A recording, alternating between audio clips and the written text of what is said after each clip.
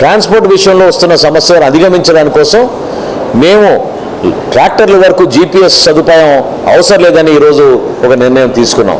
తద్వారా సన్నకారు రైతులకి, చిన్న చిన్న రైతులు పాపం ఎవరైతే ఎకరం 2 ఎకరాలు వాళ్ళు ధాన్యం పండించుకుంటున్నారో వాళ్ళకి ఇబ్బంది కాకుండా వాళ్ళ సరుకును తోలుకునే విధంగా మేము ఈ రోజున నిర్ణయం తీసుకుని ట్రాక్టర్లకి జీపీఎస్ అనేది లేకుండా వెసులుబాటు కల్పించాం.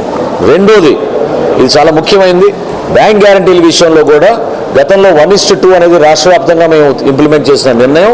అయితే ఇక్కడ ప్రత్యేక పరిస్థితులు చూసి రైతాంగానికి ఒక భరోసా కల్పించడానికి కోసం, ఈ సమస్య రాకుండా ఉండడానికి కోసం ఇమ్మీడియట్గా రేపటి నుంచి ఆ బ్యాంక్ గ్యారంటీని 1:3 చేశాం. అంటే ₹1 కోటి బ్యాంక్ గ్యారంటీ ఇస్తే ₹3 కోట్ల వరకు వాళ్ళ సరుకు మిల్లర్లు కొనుగోలు చేయొచ్చు. అదే కాదు, ఎప్పుడైనా సరే రైతులు కూడా గుర్తుపెట్టుకోవాల్సింది, మేము టెక్నాలజీని వాడి మిల్లర్లు ఎక్కడైనా పొరపాటు చేస్తున్నా, అధికారులు ఏమైనా పొరపాటు చేస్తున్నా అంతిమంగా వారధులుగా మిగలాల్సింది మన రైస్ మిల్లర్లు. రైతుకి, ప్రభుత్వానికి ఒక పండుగ వాతావరణంలో చేయాల్సిన కార్యక్రమాన్ని ఇబ్బంది కలిగించే విధంగా వ్యవహరిస్తే మాత్రం కఠినంగా మేము వ్యవహరిస్తాం వాళ్ళపైన. ఈరోజు కూడా ఒక 3 మిల్లులు సర్ప్రైజ్ ఇన్స్పెక్షన్ చేశారు జేసీ గారు. అక్కడ జరిగిన పరిణామాలు ఇంతకుముందు మీ అందరూ కూడా చూశారు.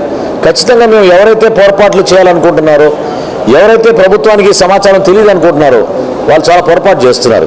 ఎందుకంటే ప్రతి అంశం పైన మాకు సమాచారం ఉంది. ప్రత్యేకంగా రైస్ మిల్లుల గురించి నేను మనస్ఫూర్తిగా కోరుతున్నాను, మీరు అర్థం చేసుకుని ఈ ప్రక్రియలో రైతాంగానికి మనం అండగా నిలబడాలనే నిర్ణయం మీరు తీసుకోకపోతే చాలా పొరపాటు అయిపోతుంది. ఈ రోజు వరకు 5,000 మెట్రిక్ టన్నుల ధాన్యం ప్రతిరోజు చేస్తున్నారు. ఎల్లుండి నుంచి 7,500 మెట్రిక్ టన్నులు 2వ తారీఖు కల్లా ప్రారంభించుకొని ప్రతిరోజు కనీసం 10,000 మెట్రిక్ టన్నులు ధాన్యం సేకరించే విధంగా ఒక ప్రణాళిక సిద్ధం చేసుకున్నాం.